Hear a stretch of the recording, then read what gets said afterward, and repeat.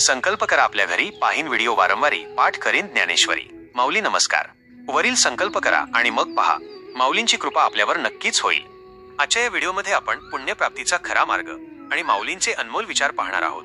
नाना घनीभूत सुवर्ण, जैसे न्याहाळिता साधारण, मग अलंकारी बर्वेपण निवाडू दावी. शब्दाचा अर्थ आणि भावार्थ. नाना घनीभूत सुवर्ण, ज्याप्रमाणे सोन्याचा एक भरीव गोळा असतो. जैसे नन्याहाळिता साधारण, जेव्हा आपण त्या सोन्याकडे फक्त सोने म्हणून पाहतो तेव्हा ते एक सामान्य धातूचे ढेकूळ वाटते, त्यात कोणतेही वेगळेपण दिसत नाही. मग अलंकारी बर्वेपण निवाडू दावी, पण जेव्हा त्यात सोन्याचे विविध अलंकार दागिने बनवले जातात तेव्हा त्यातील सौंदर्य आणि वेगळेपण उठून दिसते.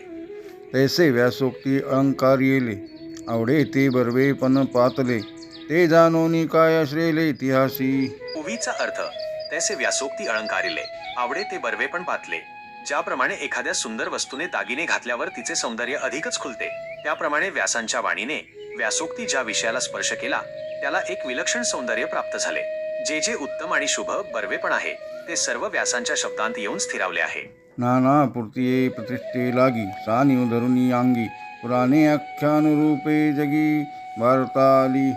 या ओवीचा सोपा अर्थ असा होतो की ज्याप्रमाणे मोठेपणा किंवा प्रतिष्ठा प्राप्त करण्यासाठी श्रेष्ठ व्यक्ती कधी कधी लहान रूप धारण करतात, त्याचप्रमाणे पुराणे स्वतःची प्रतिष्ठा वाढवण्यासाठी लहान रूप, कथा किंवा आख्यानांचे रूप घेऊन महाभारतात येऊन मिळाली. बोला पुंडलिका वर्धेहार विठ्ठल, श्री गुरु ज्ञानदेव तुकाराम, पंढरीनाथ महाराज की जय, माऊली ज्ञानेश्वर महाराज की जय.